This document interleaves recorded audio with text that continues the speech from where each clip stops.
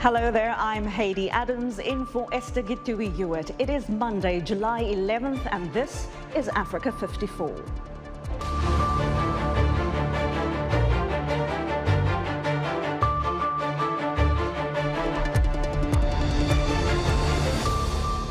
At least 15 people are dead following a mass shooting in South Africa. We'll have details. Mali's cotton trucks back on the road as ECOWAS's regional sanction are lifted. And the World Health Organization and the Kenyan government break ground on a medical emergency hub. We'll tell you what that means for healthcare on the continent.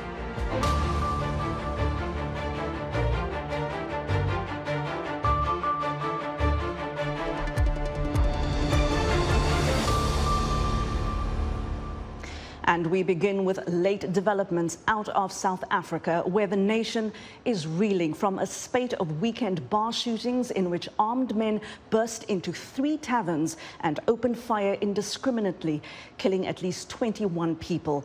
The worst was in Johannesburg's Soweto township, in which 15 people were killed by gunmen with AK-47 semi-automatic rifles.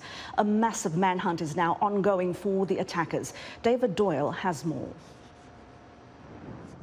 Gunmen killed 15 people in South Africa's Soweto township in the early hours of Sunday morning, police have said, after entering a bar and shooting randomly at the patrons. 9 people were also injured in the attack at the Orlando East Tavern on the outskirts of Johannesburg in Gauteng province. Faith Mazibuko is a member of Gauteng's Executive Council. The type of the rifles that we used, which is the AK-47, really does injure a person in such a way that that person sometimes never becomes easy for them to actually survive. Gauteng's police commissioner, Elias Moela, said no specific person had been targeted and that you could tell the assailants had fired randomly from the way bullet cartridges were scattered around. Police have also confirmed a second apparently random shooting on Saturday evening in a tavern in Pietermaritzburg, in which 4 people were killed and 8 injured. That took place around 300 miles from Soweto, and police said there was no suspicion that the incidents were linked. South Africa is one of the world's most violent countries, with 20,000 people murdered each year, one of the highest per capita murder rates globally.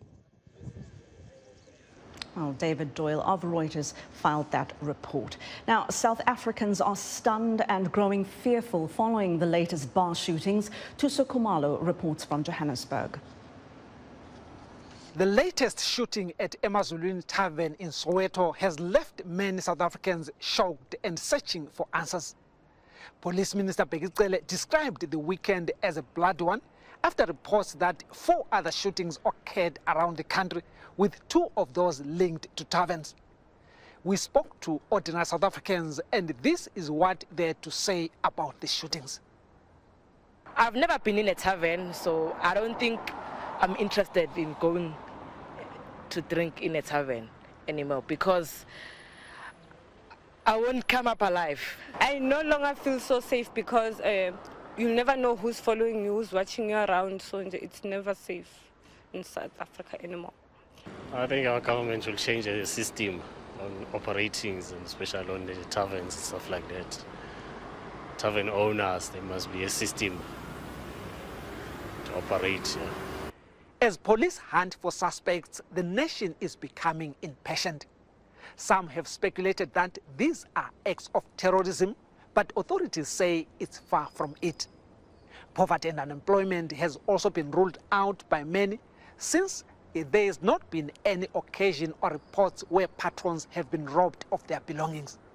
Meanwhile, many beer lovers who spoke to VOA said, for now, they will stay away from taverns as far as possible. Tuso Khumalo for VOA News, Johannesburg. Well, moving to Nigeria now, where at least 17 bodies have been recovered in Lagos after a boat accident that led to a frantic search for passengers. That's according to the Inland Waterways Agency. The commuter boat launched Friday evening against rules that bar night movement. The Lagos Waterways Agency says the tide carried the vessel towards a barge, causing it to capsize. 13 bodies were found Sunday, adding to the 4 recovered the previous day. The boat was carrying 16 passengers, including children and the captain. Overcrowding and poor maintenance of boats is responsible for most accidents on Nigerian waterways. Jason and Esther Kandeke fled their home 6 years ago after a militia killed their parents. They have since been returned with their family thanks to flights organized by the International Committee of the Red Cross. Rachel Judah has more. This is the moment 12-year-old Jason Kandeke and his sister Esther were reunited with their grandmother and uncle. The first contact they've had with their family since Congolese fighters killed their parents 6 years ago. Militias had raided their village in southeastern Democratic Republic of Congo, a region where groups have clashed for years, fighting over land and resources. Jason and 14-year-old Esther fled to another village where they were taken in, but earlier this year their carers were killed in yet another attack. A friend passed their story on to the International Committee of the Red Cross, who managed to locate their uncle. A few days later, the ICRC people came to tell us they found the brother of our father. I knew him from a while back. I'm very happy to see him again. The number of children being separated from their families in Congo continues to grow, the ICRC has said, particularly in North Kivu province, where the M23 rebel group has launched a renewed offensive in recent months. Esther? But this week, Jason and Esther were able to go to a new home, boarding a plane with scores of other children.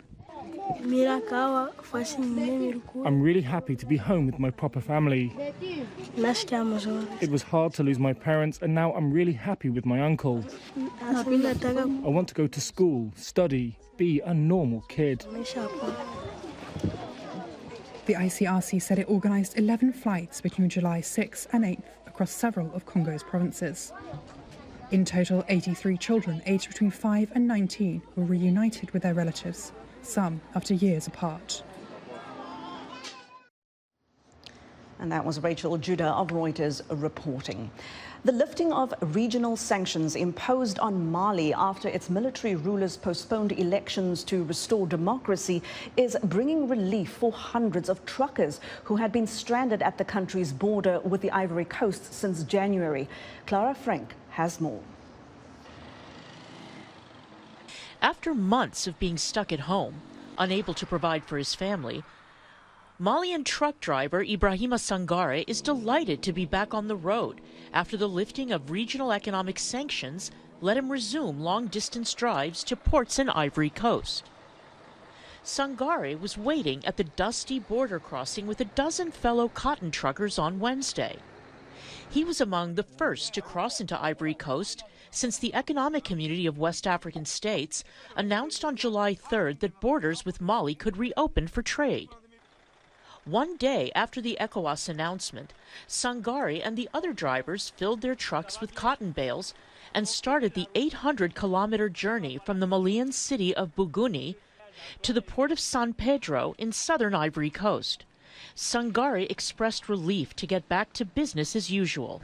This is a good thing for all Malian transporters and our neighboring countries because we work together. If there are sanctions, we cannot work. It makes the work difficult. Now that the sanctions are lifted, it is a joy for us to find work again and to pass through here.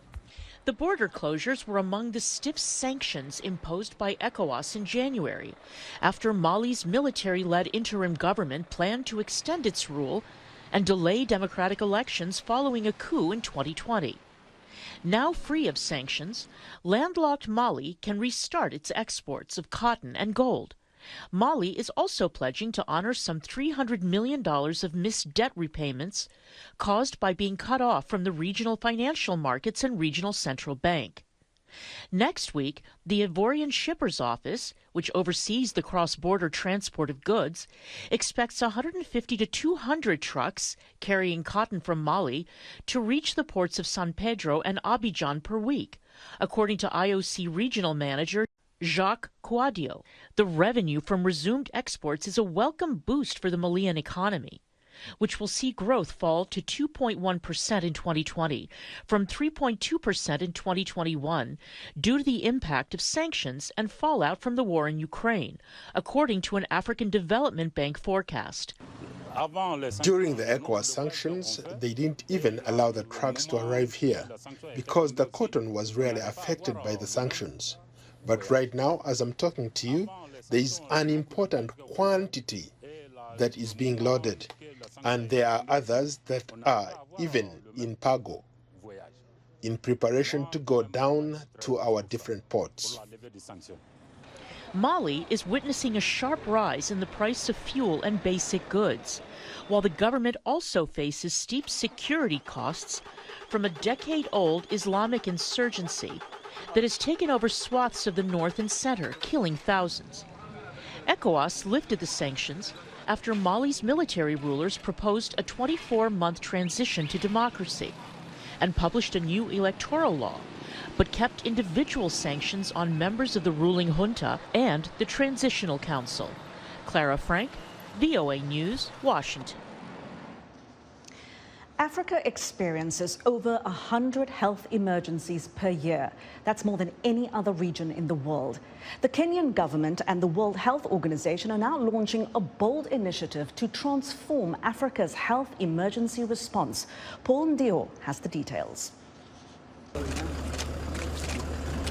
government of Kenya and the World Health Organization held a groundbreaking ceremony in Nairobi for a WHO health emergency hub, which will include a center of excellency for health emergency workforce, laying the cornerstone for a broader initiative that aims to change the way Africa handles emergencies. Speaking at the groundbreaking event, WHO Director General Dr. Tedros Ghebreyesus expressed the need to build capacity to bridge the gaps. We have significant gaps in preparedness that we must address, particularly in terms of the training and building up of an emergency workforce. A WHO analysis found that less than 10% of countries in the African region have the workforce required to prepare, detect, and respond to public health risks.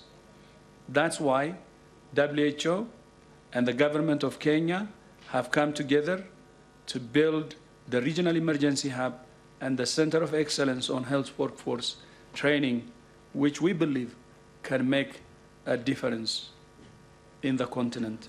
The initiative aims to ensure that 1 billion Africans are better protected from health emergencies by 2025. The WHO is contributing $47 million in funding for the implementation of the regional flagship initiative. The facility will include a training center with medical professionals that can respond to an emergency within its first 24 hours. The setting up of this WHO logistics hub in Kenya goes hand in hand with the establishment of the Kenya Biovax Institute, our government's first human vaccine manufacturing plant. The local production of specialized health products and technologies at Kenya Biovax, including production of a range of human vaccines that would be pre-qualified by WHO, shall create a strong energy in the supply chain partnership between the WHO and Kenya.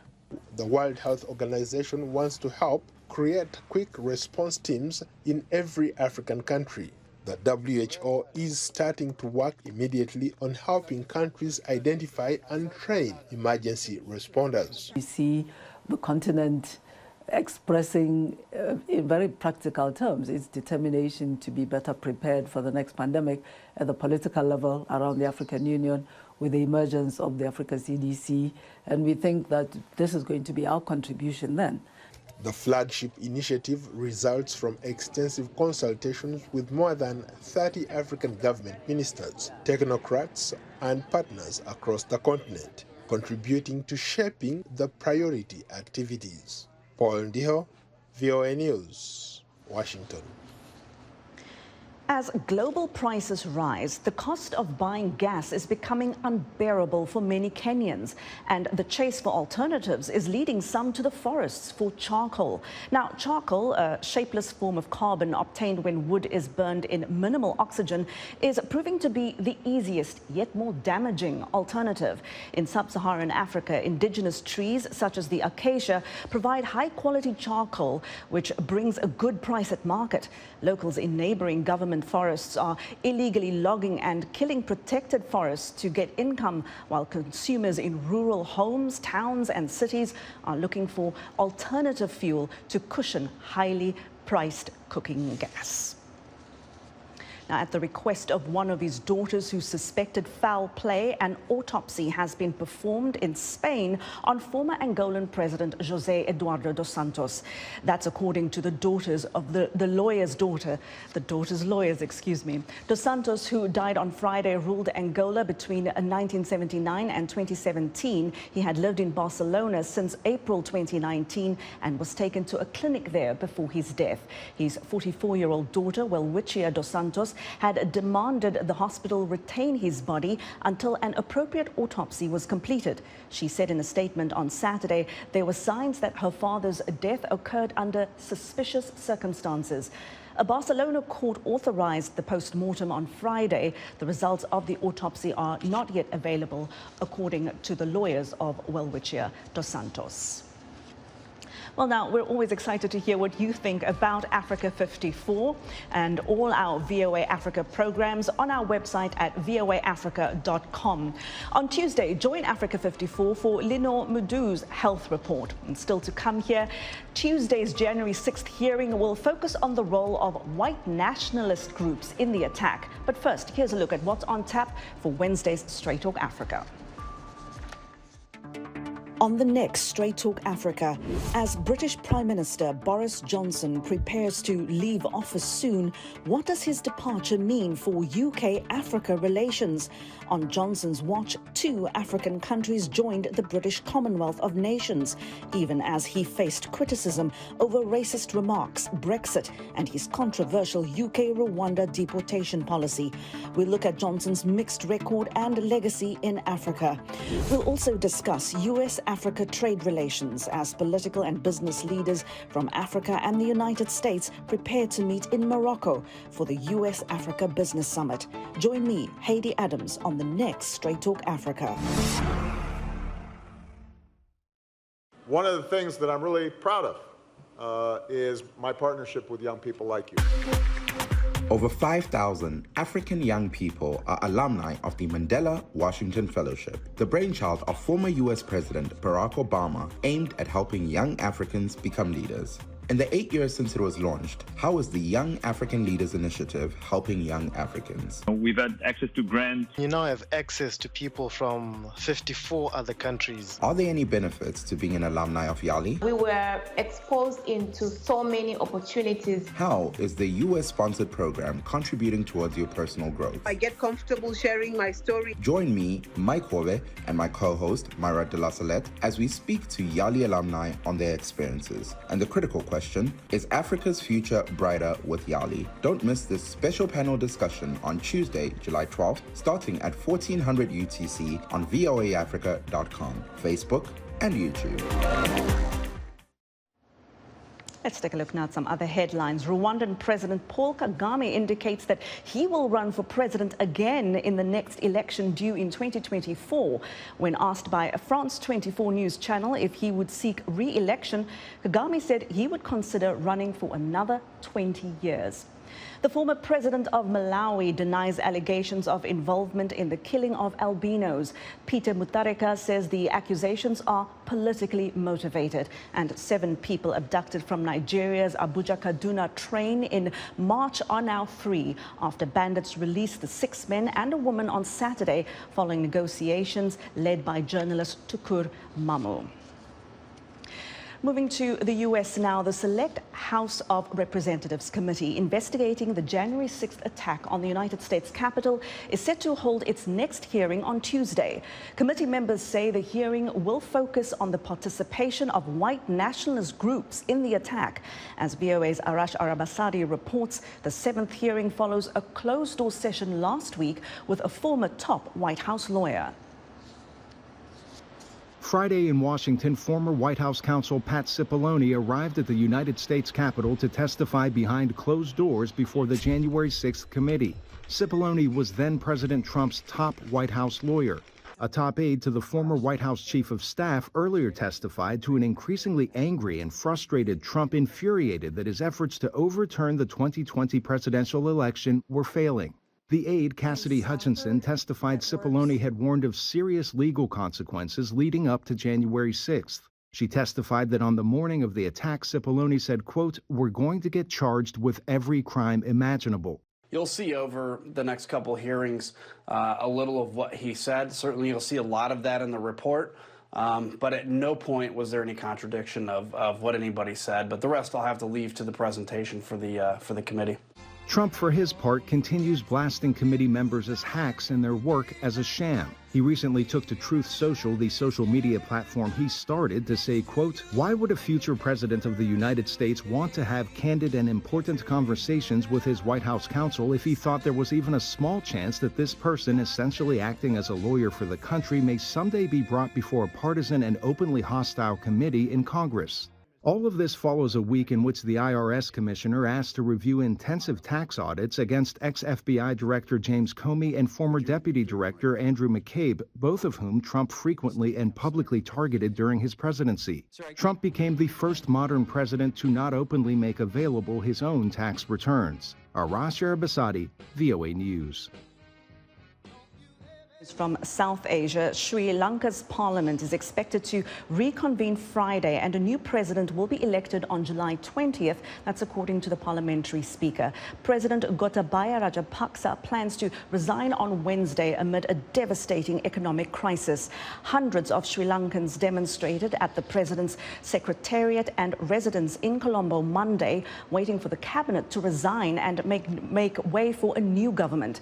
This comes after a tumultuous weekend in which thousands of protesters stormed the official residences of the Prime Minister and President. People strolled and toured the colonial-era buildings, with armed soldiers and police making no attempt to stop anyone. The Prime Minister and cabinet ministers have said they will resign after an all-party government is formed. Well, in his visit to the Middle East this week, U.S. President Joe Biden is set to push for Israel's deeper integration in the region. He will also urge Persian Gulf countries to pump more oil to alleviate pressure on the global energy market. Observers will watch to see how Biden balances these U.S. interests with American values of human rights. VOA's White House Bureau Chief Patsy Widakuswara has the story. President Joe Biden is set to begin his Middle East trip with a tour of Israeli air defense systems. His administration is pushing to deepen security ties between Israel and its Arab neighbors, including integrating their air defense systems to counter the Iranian threat. Bilaterally, we're talking with nations across the region about air defense capabilities specifically and what we can do to assist with their air defense, and then exploring the idea of being able to kind of integrate all those air defenses together. A task made more challenging as the Israelis are now under a caretaker government. From Tel Aviv, Biden will fly directly to Jeddah, a first for an American president. It's another sign from the Saudis, who have withheld recognition of Israel over its Palestinian occupation. But we also know that the Saudis have made concessions and have even dealt with the Israelis behind closed doors and not publicly. So if going public with this is, the message that the Biden administration would like to send, that this is not possible, that progress is being made, yes, but let's not take it too far into saying that this is the first step towards normalization. In Jeddah, Biden will meet leaders of the Gulf states, plus Egypt, Iraq, and Jordan, to offer security assurances while asking to increase burden sharing at a time when Washington is focused on the Ukraine war and the China threat. He'll urge an extension of the ceasefire in Yemen and push producing countries to pump more oil to lower skyrocketing prices triggered by the war in Ukraine. He must balance the strategic interest of working with authoritarian regimes with American values like human rights. It's important for America to continue to raise these in ways, in part because of that competition with China and Russia. Certainly Putin or Xi are not raising the cases of women's rights activists in Saudi Arabia. It's not a priority for them. And I do think, since America still is the preferred security partner, we have some leverage that we could use to have a constructive conversation. Still, activists have criticized Biden's plans to meet King Salman and Crown Prince Mohammed bin Salman and repairing ties with Saudi Arabia, a country he once called a pariah, including the fiancé of Jamal Khashoggi, the Saudi journalist murdered with the prince's approval. When Biden meets Palestinian President Mahmoud Abbas in the West Bank to reaffirm support for the two-state solution, observers will also watch how he handles the case of Palestinian-American journalist Shireen Abu Akleh, who, according to U.S. experts, likely died by an Israeli bullet. Patsy Widakuswara, VOA News at the White House. And that is our show for today. Be sure to watch Africa 54 on our website, voaafrica.com. From all of us here in Washington, thanks so much for watching. Until the next time, goodbye.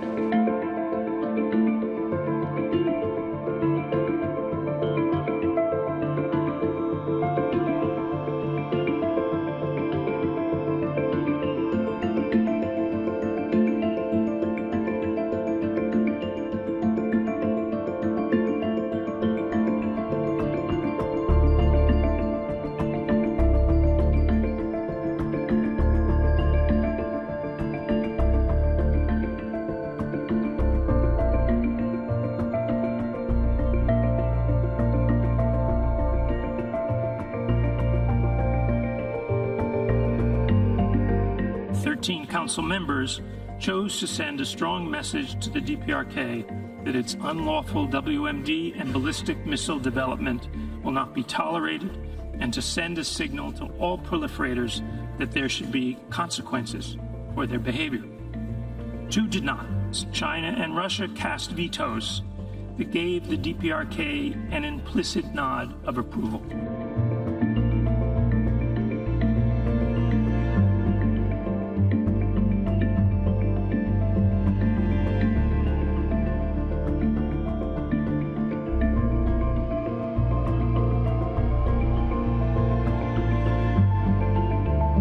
Sending a clear message to the DPRK that its destabilizing launches are unacceptable and working to stop its nuclear weapons program is in all of our interest.